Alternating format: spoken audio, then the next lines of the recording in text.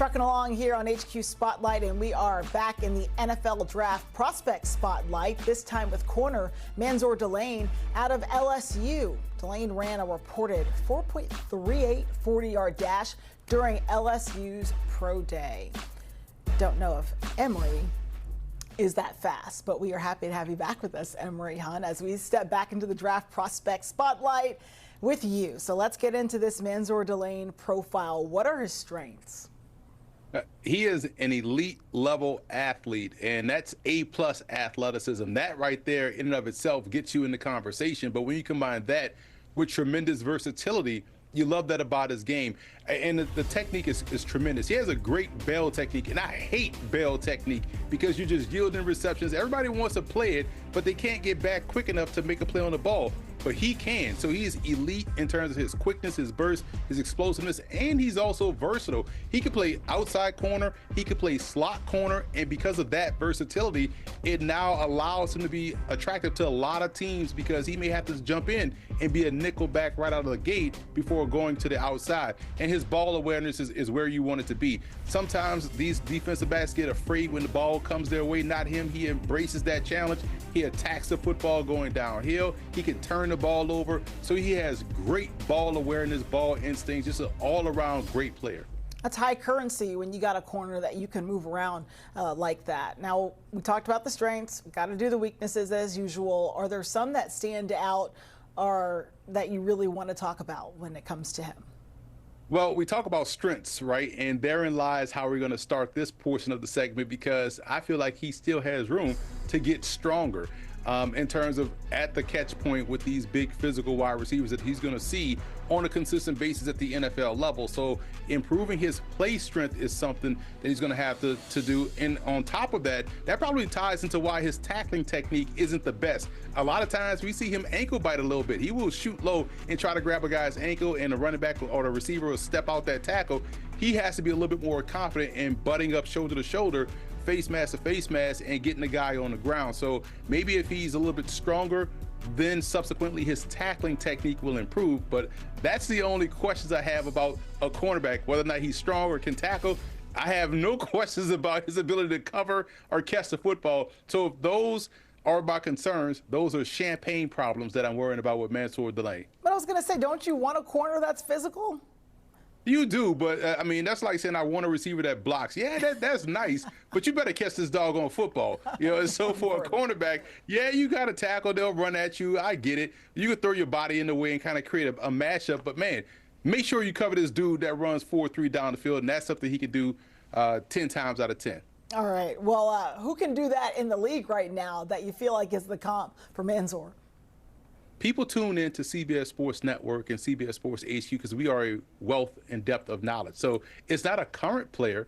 It's a former player that plays a lot like Mansoor Delane, and that's Jonathan Joseph, who played, ironically enough, for the Cincinnati Bengals and the Houston Texans. This was someone that caught a lot of interceptions. I want to say he had 39 interceptions in his career, but it was the pass breakups. There were some seasons where he had 20+ pass breakups. One, why people keep throwing at you like that? And number two, at least you're knocking the ball away or turning the ball over. I see this type of similarity for Mansoor Delane. They're about the same size. I know we saw a lot of touchdowns on interception returns from Jonathan Joseph. I expect that from a Mansoor Delane if quarterbacks in this league today try him like they were trying Joseph back when he played.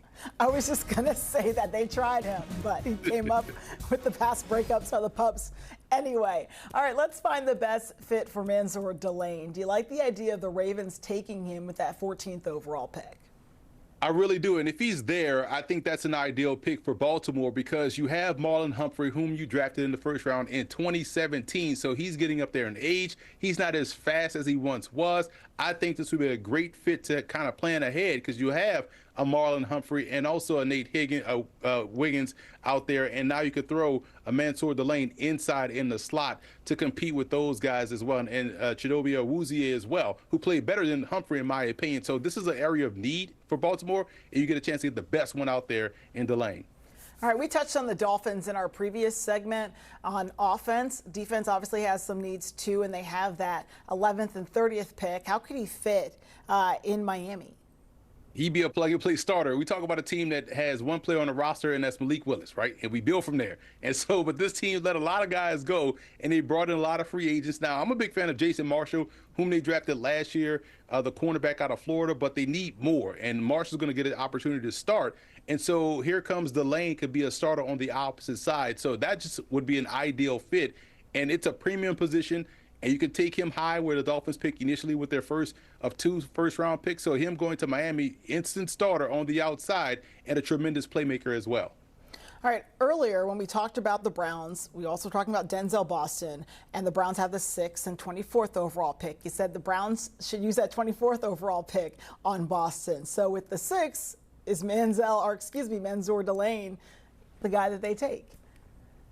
I wouldn't put it past them if they did, right? That would be one of the options at number 6 because you have a Denzel Ward. We can use the same conversation about Denzel Ward that we're talking about Marlon Humphrey, although Ward is a better player, but Ward has dealt with a lot of injuries. So you still have a guy that you could, be and see as the future at that position alongside Tyson Campbell, whom you brought in via trade last year. So you have 2 very good starting corners. Now Delane can slide in inside and give you a really potent 1, 2, 3 punch at cornerback in the division that has some big-time receivers and receiving options. You got to think about how you're going to slow down the Cincinnati Bengals and their receiving core. Mansoor Delane in Cleveland and or Baltimore makes a ton of sense.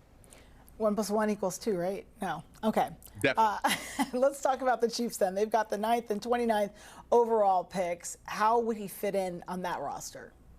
I mean, you talk about the Dolphins having 1 player on the roster. The Chiefs have 1 player in the secondary because they traded Trent McDuffie. They traded Watson. Both guys are now Los Angeles Rams, so they need a starter at corner. Maybe they jettison those 2 guys to put themselves in position to get someone like Mansoor Delane at pick number 9 because it makes a lot of sense. He would be a day 1 starter, plug-and-play guy, elite-level talent, and the Chiefs seem to really hone in on these defensive backs and nail those selections.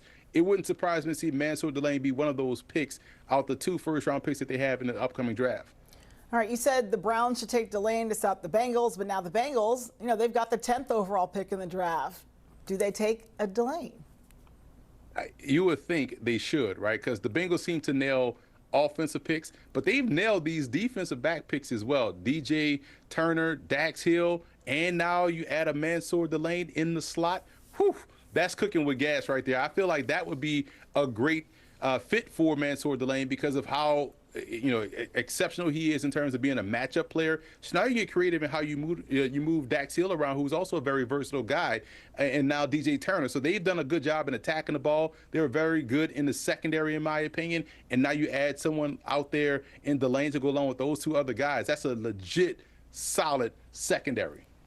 Solid, just like the suit, Emory. I try. All right. Thanks for joining us. You're not too bad yourself, Tiffany. No, You're not too bad not yourself. Today? Thanks. I appreciate that coming from you. It's the best day. You've made my day, my year. I'm just kidding. All right, let's take a look at the CBS Sports Corner prospect rankings. And there is Mansoor Delane out of LSU 3 when it comes to the corner position. He is 12th overall in the rankings.